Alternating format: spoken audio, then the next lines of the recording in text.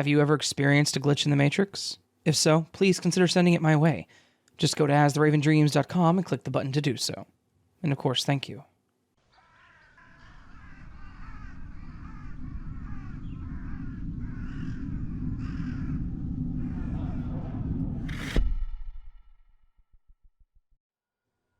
Throughout my young life, I had experienced many instances of what some may call déjà vu. Fleeting moments when I had a strange feeling of seeing something for the first time, as well as having a sense of experiencing it before. For me, it was even hearing or thinking a specific thought while seeing something that I swear I've experienced before. The most notable occurrence was when me and my two high school buddies decided to spar each other in the basement with some fresh boxing gloves. We decided not to go full force because we had at least a slight respect for each other's health. Anyway, a few matches in, my friend landed a hard, solid hit to my temple. My head jerked to the right, and when my vision steadied, I was looking at a recliner chair. My poor friend thought that he really hurt me because I froze instantly. The hit was jarring, but I froze because not only do I remember seeing the exact image, I remember dreaming it at some point. Strange, but I just chalked it up to my brain being dumb and remembering and experiencing it at the same time. However, that all changed one night during my senior year of high school. Something beyond déjà vu that changed my entire view of reality. Not too long after said sparring match, I found myself walking down a dimly lit hallway with white string lights running down either side along the roof. I kept walking, and I could see a strange sight. At the end of the hall was my current math teacher sitting all alone at a folding table. We exchanged pleasantries, and he reached out for my hand.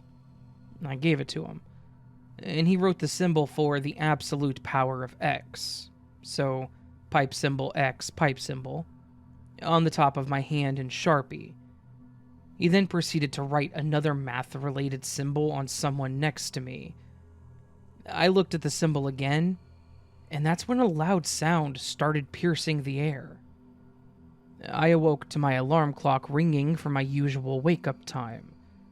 I cleared it and sat there groggily repeating my dream in my head and having a quick mental chuckle on how weird it was before proceeding with my day. A few months later was my senior prom. I didn't care much for dances, but it was a big deal for my girlfriend at the time, so I tried my best to make it special for her. So there we were, taking an elevator to the top floor of a tall building downtown. We stepped off the elevator into a dimly lit hall, with white string lights running its length along the roof. At this time, I remember a small nagging feeling in the back of my head, but I'm too caught up on the occasion to pay it any heed. At the end of the hall sat my current math teacher. Apparently, he was put in charge of taking tickets and marking people's hands so they can come and go from the venue. I greeted him as we walked up, and that nagging feeling was becoming quite distracting. As you can probably guess by now, after he took our tickets, he then motioned for my hand and started writing. Yep, there it was. An X sandwiched between two vertical lines. He then proceeded to write the other symbol for my dream on my girlfriend's hand. The nagging feeling had stopped. In its place was reality-shattering confusion and fear. This was no, that's funny, I feel like I've been here before. I immediately remembered the dream without a doubt. Not to mention the two symbols that took it from a possible crazy coincidence to something unexplainable. All of this hit me at once, so on the outside, I had froze, staring at my hand. My teacher and girlfriend noticed and asked if I was okay. I stared for a few more seconds and said, sorry, yeah, and proceeded to the left where the entrance line was. Me being still visibly shaken, my girlfriend inquired again. She wasn't the overly skeptical type, so I decided to try and explain. Her overall reaction was basically, huh, weird.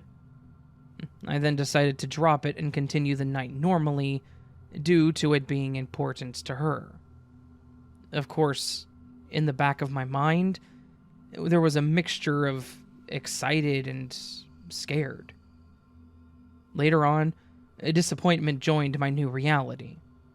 If I had dreamed of my future, clearly that means that our destinies are predetermined, and that bothered me. No matter what I do, everything is all written out. Is choice even really a thing? However, as I looked into paranormal topics along the same line, some new theories popped up that eased some of my new depressing views of reality. For example, instead of seeing my future, I was glimpsing into a parallel timeline/dimension where the only noticeable difference is the other me went to my prom months earlier. On the other hand, if I did see my future, maybe it was circumstances that were to come true along my current path, but were not set in stone. Kind of rafting down a river and getting a view of a particular bend. You'll get there if you still decide to raft, but at any time you have a choice to take a different branch or leave the river entirely. At that point, I could have a precognition of something major down that path, the newest concept being simply a glitch in the Matrix, but who knows. Those are concepts I cling to in order not to sink into some form of nihilism. For me, my reality is forever changed. I don't expect readers or listeners to believe me outright because, at the end of the day, it was all in my head. I can only give my word as someone who wants to get my story out there to hopefully connect with others who share something similar and or figure out this mystery. Since prom night, I have had no similar undeniable moments of precognition. Just smaller ones that could be chalked up to dumb brain. I have a suspicion that it's due to pain pills I had to start taking regularly due to a chronic condition. I have a strong feeling that if my head was clearer, this ability would have continued or progressed. Maybe life had to nerf me due to me seeing too much. Anyways, thanks for reading. Side note, I tried to reach out to my ex-girlfriend through her sister to see if she remembers the symbol on her hand that night. Unfortunately, I haven't heard back, and I didn't want to push it because it's a weird thing to ask after years of no contact.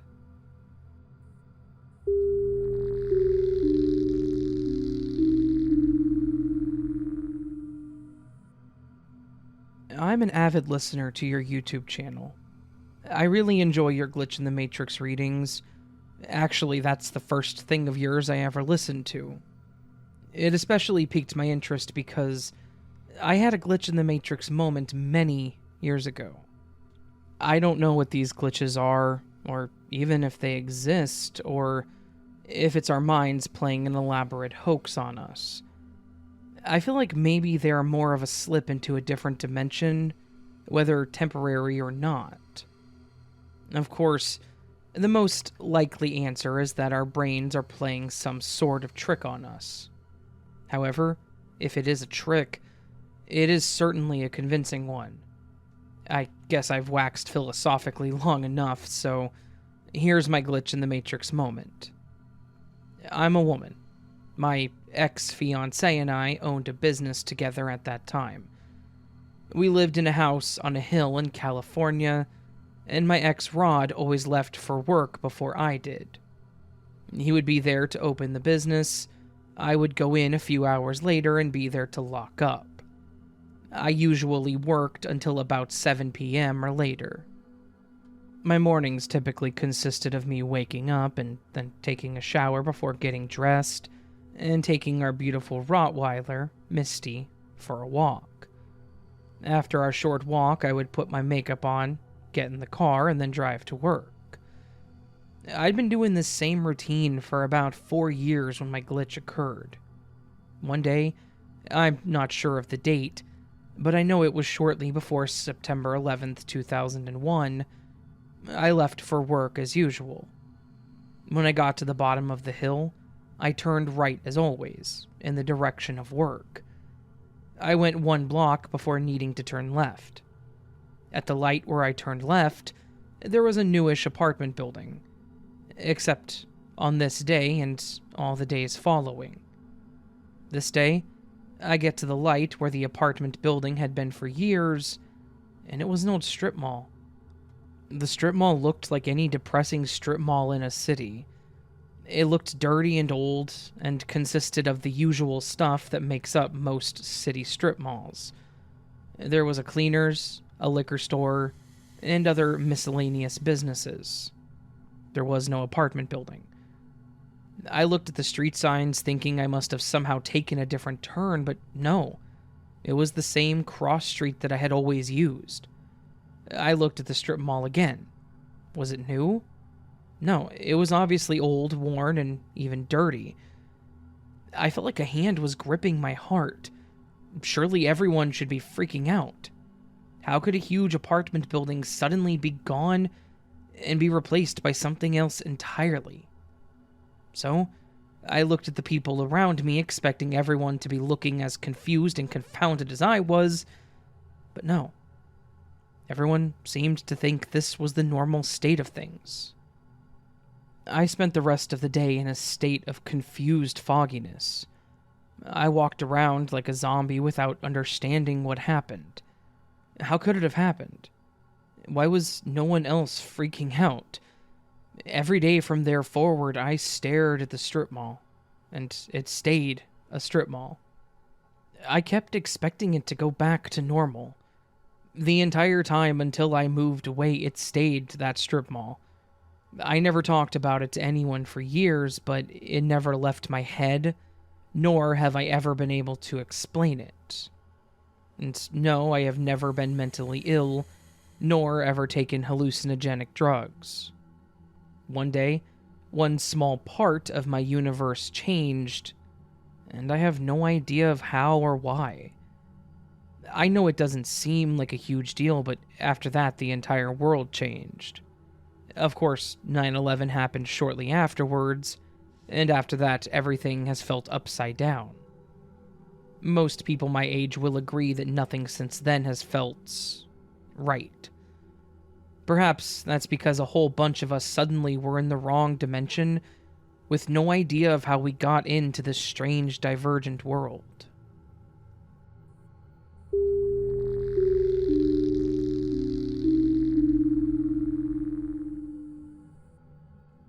This is one of the 2 most mind-blowing glitches I've ever had.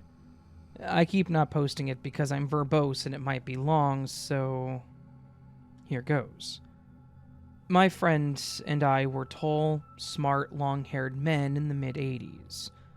Tight blue jeans, blue jean jacket. We were 100% sober going to the local lake for a smoke. Maple Lake was roughly square, maybe 200 feet by 400 feet. East was a dam and cement area to sit, with diving boards. West was a peninsula where the 2 streams feed into the lake, north corner. North was berm and the Susquehanna railroad tracks.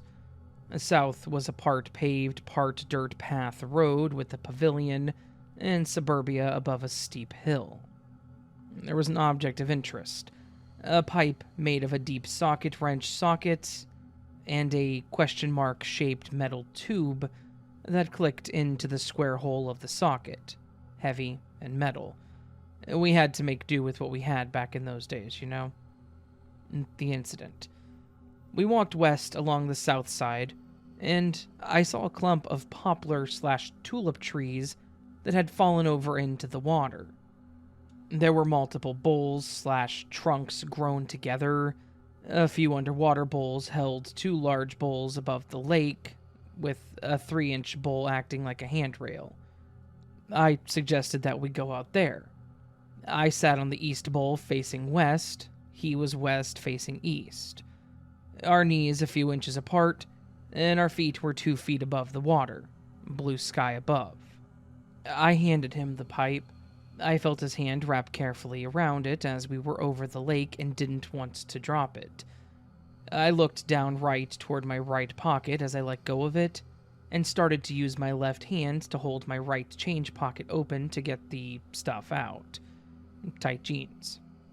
Once out, I looked at my friend. He was doing the same action, using his left hand to pry his front right pocket open to pull out a standard Bic lighter. He got it out, looked at me, and then looked away. After waiting for him to hand me the pipe, I finally said something about it. He said he didn't have it. I said that I just handed it to him, and I felt him take it. He said that he started to, but then he reached for his lighter. We repeated this conversation. We then searched ourselves. We then repeated the conversation and the search at least 3 more times. It hadn't dropped into the water. It was not resting on the branch above our eyes that had been our handrail. The pipe was big, slippery, and heavy. It wouldn't have perched there. It was not in any pockets. I often hooked the socket pair on my left breast pocket when I needed to set it down, and it wasn't there. After these multiple pocket/area searches and frustrated discussion, we finally just both stared at each other with our hands out in a what the hell motion as we scrunched our faces in disbelief. Suddenly, it falls from the blue sky above, hits my left thigh, and ricochets past my right knee.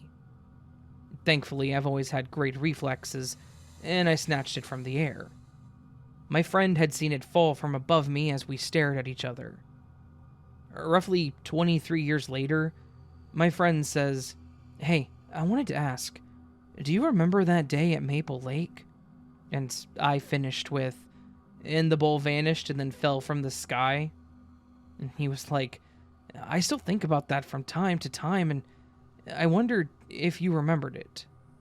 And I said, "I'll never forget that moment in time. Thanks for reading. This is 100% true. I could make up a better paranormal tale than this. This was just a really weird day."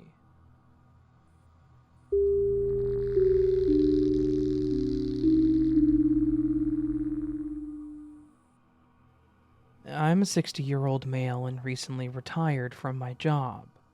I live in the same town where I was born. It's a small town of only 30,000 people, so I know this place well. I live alone and still get up at 5:30 every morning. I take a shower, shave, dress, and I'm usually out the door a little after 6.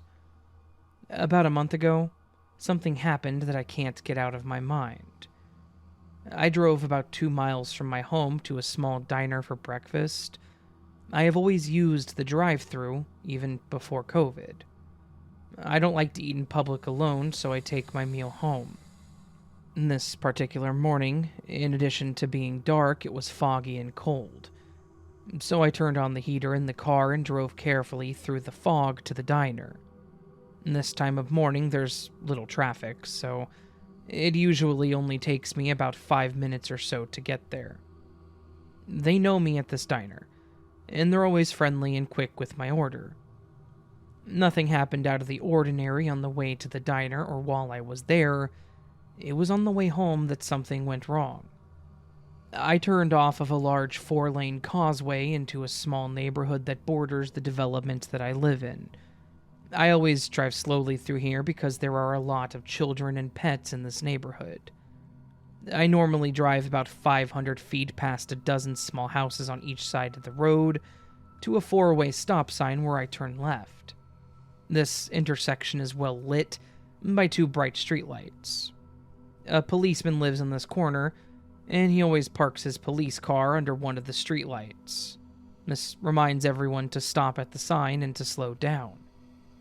Only, this morning, I didn't see the intersection, or the streetlights, or the police car. I'm driving along and I realize I should be at the stop sign.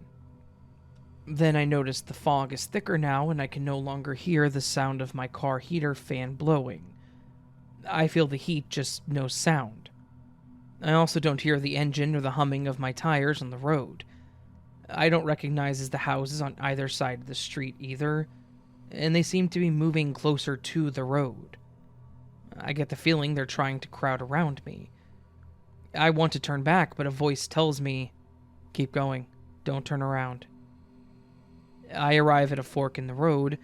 This fork, which I have never seen before, is lit by a dim streetlight and has a yield sign that looks very old.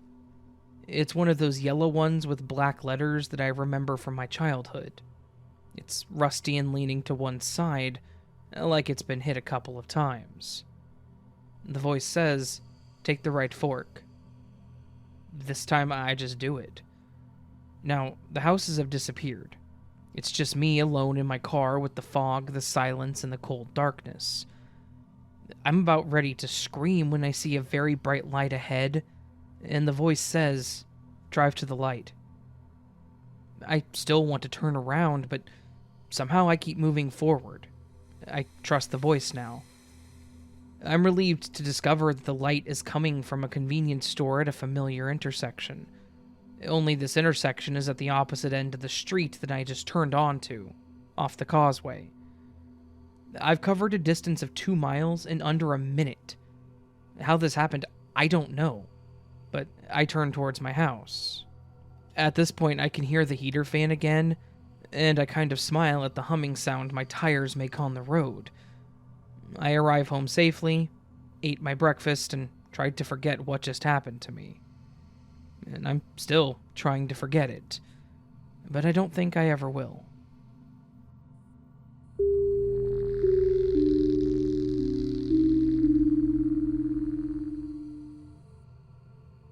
When I was 17 years old, my friend and I had a really fun Saturday. She had a convertible Volkswagen, and we would drive around playing music and talking.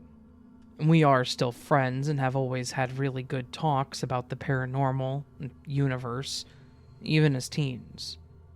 I've actually always been intuitive and had paranormal interactions, as has she. Anyway, she ended up coming to my house, and I'm the oldest of 5 kids. My bedroom was actually a breezeway that people would walk through to get to the garage, basement, and laundry room.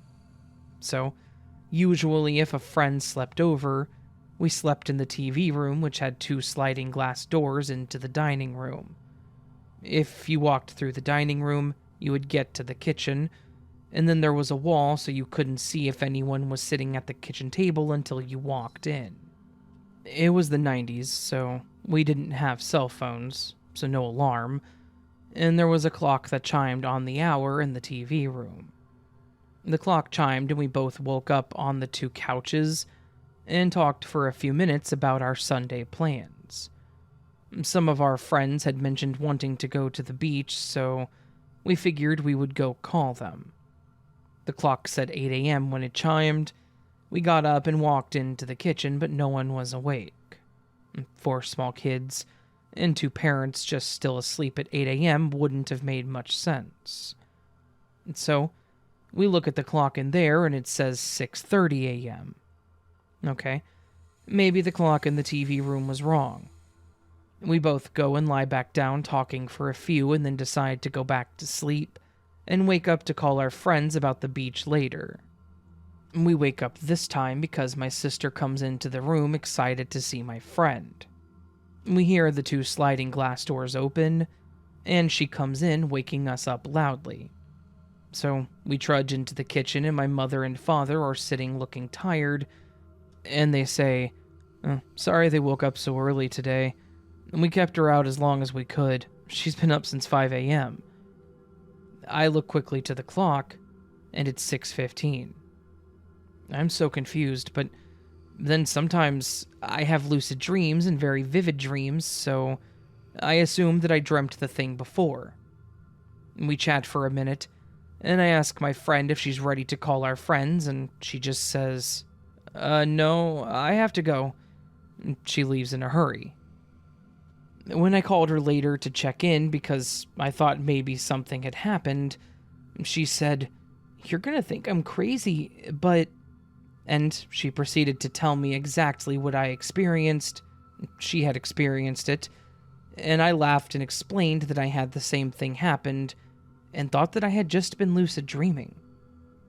We're now almost 40, and we still talk about that day and theorize on why and how it happened to both of us. We haven't told many people because, when we did, our friends just thought that we made it up, and our families just said that we probably smoked too much pot. But we know that there was some sort of glitch that happened, and it leads me to where I am today.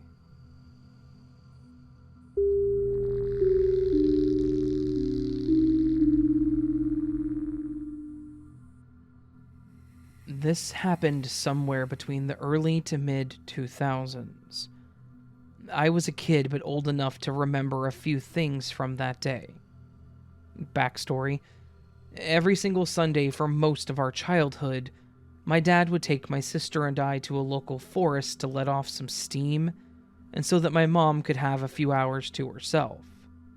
We would go from around 10 a.m. to 1 p.m., and had a regular route that my dad, and even us kids, knew by heart. The day this happened, we parked in the car park and headed up the steep incline that leads to the forest as normal. You can either walk across the car park toward a short, flat trail around the pond, or head up into the proper forest, which is what we always chose to do. Once we were up the incline, my sister and I were free to run ahead, as long as my dad could still see us. Something I usually took advantage of, apart from this day. As soon as we were in the trees, I noticed immediately that something felt off. I couldn't put it into words any more than that. All I knew in my kid brain was that the forest felt different, and I instinctively knew that I should stay close to my dad. I still walked ahead of him, and my sister, but only by a few steps. The way I can think to explain the feeling is wary. Like when you have to go to bed on your own as a kid after watching a scary film. It wasn't flat-out terror, but I was jumpy and on alert. There was an atmosphere in those trees. I hadn't felt it before and haven't felt it since. I can't remember much more of the walk, just that it felt different the entire way, but I definitely remember the end of it. Remember how I said there's a short trail around a pond? We'd hit our marker and were about to go onto that trail that leads back around the car park, but the path wasn't there. My dad was almost spinning in circles trying to find this path. He'd had no problem finding it for years, and my feeling was confirmed. He turned to me and my sister and was explaining to us how weird it was that the path was not there. And then he turned to look again, and there it was. As soon as we saw that path and the pond and people again, the funny feeling disappeared. We still talk about it to this day.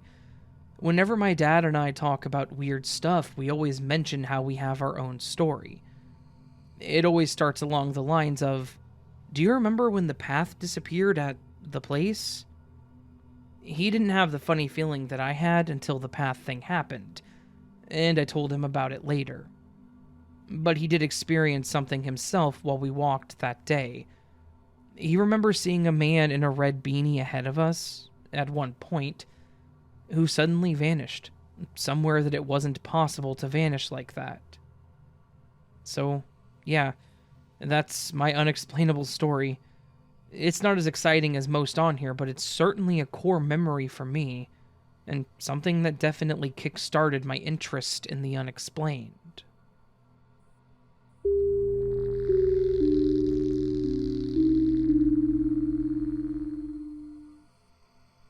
All my life, I've had many glitches happen to me, but this one I found rather interesting and unnerving. Almost 20 years ago, I had a memorable moment of déjà vu. We had just moved in with some friends, and the next day I had to go to my college classes. I had to ride a new bus for the first time, and partway through the ride, everyone on the bus started freaking out because the bus wasn't going through the military base like it normally did. Instead, it went around it. It was all new to me, so I didn't think much of it. I got to school and into my first class. About halfway through, someone came in and told the teacher that the school was being closed and all the students had to go home. I'm dyslexic and I receive extra time on my tests, but I had to go to a special lab to get it. I was concerned because I had an appointment that day, and if I missed it, I wouldn't get another chance. The deja vu started at this point, as I walked up to the door of the Proctor building, but I found it locked. I knocked and a woman opened the door, and I told her about my appointment, and she said, "You haven't heard?" And I said no. She continued, "Go home and watch the news," and she closed the door. I was confused and went to sit down. I remembered the entire interaction, word for word, from an extremely vivid dream that I'd had some time before. This happens to me periodically, so I didn't think much of it. My main concern was that I wasn't sure how to get back to my new home. When a woman came up to me and asked if I was all right, I said I was fine, but I was wondering what was going on. She said, "You haven't heard?" And I said no. She seemed reluctant to tell me, but sat down and said that there had been an attack in New York on the World Trade Center. When I had my moment of deja vu, it was exactly when the second tower fell on 9/11/01.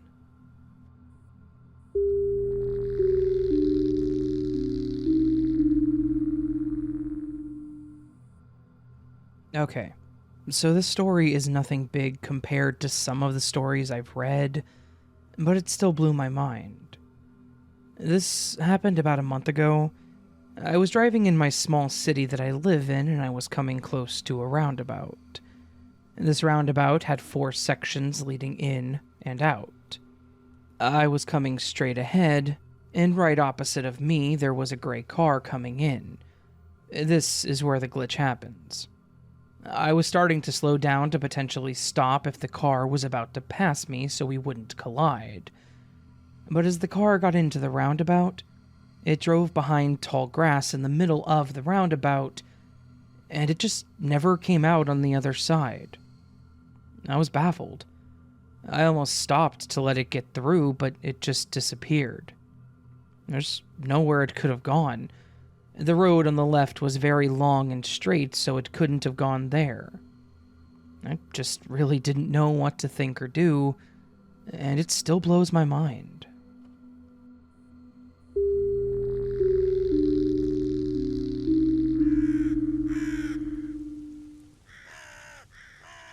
So my dear friends, that was this week's glitch in the Matrix collection, and hopefully it was one that you thoroughly enjoyed. I know that I did, as always. And if you would like to show me how much you enjoyed it, you could please hit that thumbs up button. And if you really liked it, you can subscribe to the channel if you're not already subscribed. You can further support by doing the join button or going to my Patreon page thingy, where for $1 a month you get early access to content like this and all that fun stuff.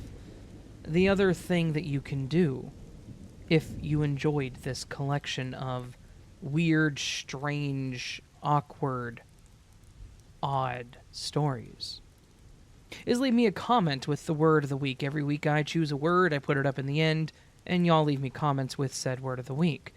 Last week's entries are all on the screen now and a few seconds prior to now, and I want to say a huge thank you to each and every single one of you who left me a sentence last week. You all are amazing, and I hope you know that. Seriously, thank you.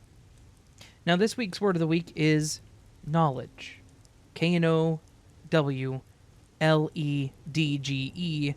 Knowledge, knowledge. It is the state or fact of knowing, familiarity, awareness, or understanding gained through experience or study, or the sum or range of what has been perceived, discovered, or learned.